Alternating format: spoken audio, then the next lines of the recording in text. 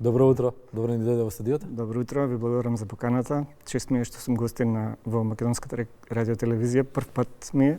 Сум бил во други медиуми, меѓутоа особено чест ми е сега што можам тука да... Во националниот. Да, да ги запознаеме гледачите и со аикидо и со работата на нашиот клуб. Два контраста, екстремно кроток и смирен, Дамјан, архитект по професија инаку. Дамјан, што е тоа аикидо? Аикидо е боречка вештина која што веднаш да кажам, тоа што го разликува од останатите боречки вештини е тоа што нема надпреварувачки карактер. Значи, скоро сите знаеме джудо, карате, таеквондо и така натаму, сите имаат дел кој што го гледаме како спортски, нели има надпревари во кои што се постигнуваат успеси, се оди на надпревари и така натаму. Кај нас тоа отсуствува затоа што аикидото е практично создадено со една идеја за ненасилство. Да се шири мир, љубов во светот. Основачот Морихејо Ишиба го создал некаде во 40-тите години на минатиот век, значи не е толку многу одамна. Да, имаме и сетки, може да погледнеме од она што ни го испрати ти како видеоматеријал. Тој имал една таква идеја, бил да кажам со религиски убедувања од некој огранок на нивната шинто религија, нели јапонец е, претпоставам знаат гледачите, аикидо е јапонска вештина. И со таа идеја, изучувајќи ги сите останати боречки вештини кои што ги имал можност да дојде во допир со нив, го создал аикидото ете како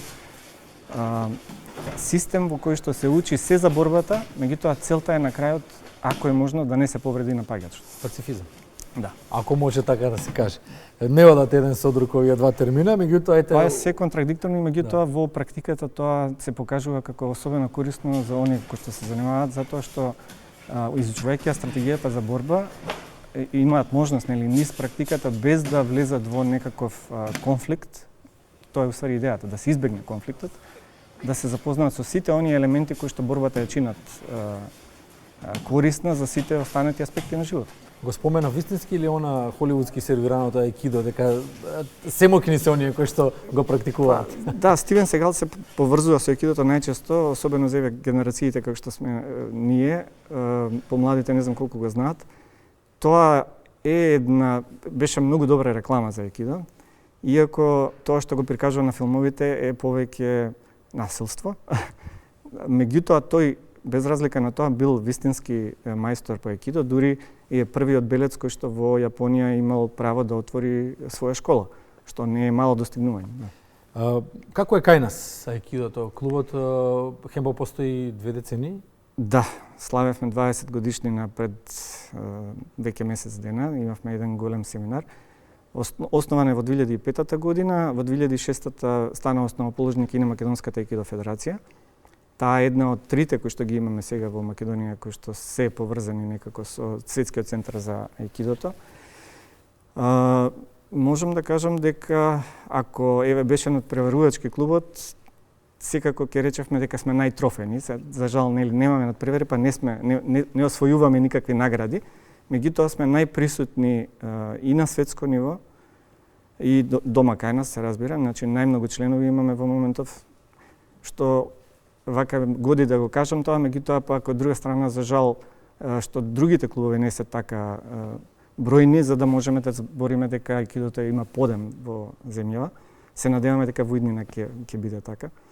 Инаку во федерацијата имаме 7 клуба, најголемиот дел во Скопје, имаме во Велес, имаме во Охрид, дури имаме и надвор од држава, имаме членка од Бугарија, имаме членки од Русија. Така што сме си го одработиле своето, активни сме, да речеме, ќе ви кажам неколку од позначајните наши успеси. Јас бев првиот македонец кој што отиде на светските борбени игри да ја представа Македонија практично во оваа вештина. И тоа е наш прв официјален настан воопшто во светот во оваа вештина. Потоа минатата година исто така за прв пат на светскиот конгрес во Токио, тројца наши членови, значи јас и уште двајца, бевме и ја представивме повторно Македонија, имавме официјална презентација, учествувавме во политички дел, така да после 20 години веќе можеме да кажеме дека ние сме фактор дури и малку пошироки, не само кај нас. Семинарот го спомена, тој заврши. Да. колку сте задоволни од тоа што беше таму испрезентирано, видено, како тоа беше прифатено? Спомена дека сме меѓународен фактор, дали одекна во светот на аикидото? Да. Ние и за 10 годишнината на клубот направивме еден многу голем семинар кој што беше многу успешен. Ова година го повторивме тој успех. Имавме огромен број на посетители, не само наши, и од претежно од околните земји. Имаше многу гости од Бугарија, многу гости од Србија, дури имавме од Швајцарија, од Холандија. Вкупно 80 учесници на семинарот. Се помина во најдобар ред, имавме убава забава на крајот, значи достојно го одбележавме јубилеот. Се надеваме дека за 25 години ќе правиме уште поголем, ќе видиме како ќе. И ќе дојдете пред време да го најавиме. Да може ти репортажа да направиме. Директната линија веќе е воспоставена. Сега во препораката за семинарот препорачувате да оние што ќе се решат да бидат присутни, да бидат дел од најрепрезентативниот дел од настаната, тоа е ембукај. Што е ембукај? Ембукај е јапонски збор за јавна демонстрација на вештината. Предпоставав дека меѓутоа да чуеме од мајсторот. Така, тоа го направивме бидејќи семинарот се трае 2 дена, имаше 3 тренинга, имаше полагање за мајсторски степени и имаше јавна презентација ембукај. Таа беше во саботата навечер. Беше отворена за јавност, некои од луѓето што знаеа дојдоа, се надевам дека им беше пријатно. Имавме многу учесници на презентацијата, мислам дека точната бројка е 10. Тоа се вообичаено во оние кои што водат клубови, не само од Македонија, значи и од страна, и го презентираат своето знаење и вештината практично. Какви профили на луѓе доаѓаат и се занимаваат со аикидо? Дали аикидото ги профилира? Бидејќи, вака сега една мала, ќе се вратам индукција, дедукција да направиме. Знаеш што е тоа? Сме учеле таму во тоа училиште во кое што се учеше се. Ние сме, источна земја, меѓутоа сме и јужна земја и многу сакаме да си се фалиме со она што го правиме. Бројките се многу битни, помпата е многу битна, меѓутоа се забележува кај боречките вештини дека стабилноста, смиреноста, кроткиот карактер на оние што ја практикуваат е карактеристичен. Какви профили на луѓе сакаат да се занимаваат со аикидо и дали аикидото понатаму ги оформува како личности? Да, многу добро прашање. Секако дека прво треба да имате некакво познавање, треба нешто да ја повлече за да почнете да се занимавате со било што, не само со боречка вештина. Веројатно, аикидото има веќе некаков авторитет во светот, има луѓето некако го познаат, не само од Стивен Сегал. Стивен Сегал беше едно време кое што заврши сега. Далечно е тоа, пред 30 на години. Доаѓаат, можам да кажам дека доаѓаат луѓе кои што малку подлабоко сакаат да го запознаат. Нема некаков си ефект на гламур, на слава, на некакви финанси, на што и да е, на прошетки по светот, не е туристичка агенција, еден аикидо клуб. Какви профили на луѓе доаѓаат?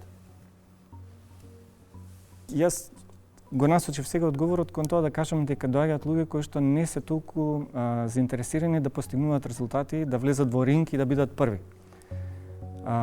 Меѓутоа, тоа не е целата приказна и може да се каже дека баш буквално секаков профил на луѓе доаѓаат, нешто начуле, нешто сакаат да истражат, доаѓаат и нормално потоа со еден фидбек процес аикидото некако ги профилира. Тоа што они го имаат како идеја на почетокот кога доаѓаат како почетници, низ тренингот се надевам дека осознаваат и други аспекти и почнуваат полека да не само да го применуваат тоа во салата, дека тренираат, туку и да им се рефлектира во животот.